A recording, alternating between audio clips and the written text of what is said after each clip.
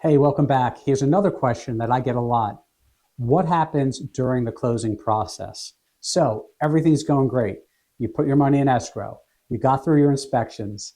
You gave the mortgage company all the documents that they need to process your entire mortgage. Now what? What can I expect on the day of settlement? Well, there's good news and bad news. The good news is you get keys on the day of settlement. The bad news is it's not very exciting.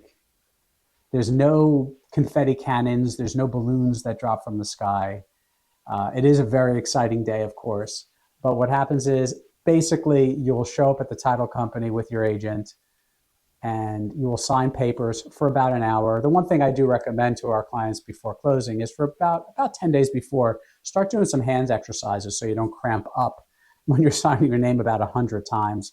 If you have a spouse, chances are they're going to have to sign their name 100 or maybe 90, depending on how the mortgage was cast.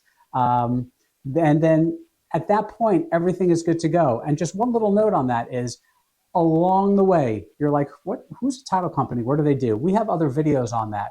But if something were to arise and they came up with some type of a judgment in your name, it doesn't mean it's you, but that will be brought to your attention prior to settlement. For instance, for a while here in New Jersey, there was another Robert Greenblatt when I was buying or selling properties of my own that he had a different middle initial, but he wasn't such a good guy. And every time that would come up in a title search, I would just have to explain that's not me. They're going to look at middle initials, they're going to look at birth dates, but the title companies don't necessarily know who you are. So not a big deal in most cases. But on the day of settlement, it is a very exciting time. Congratulations, but it's not a very exciting event. Thanks for watching.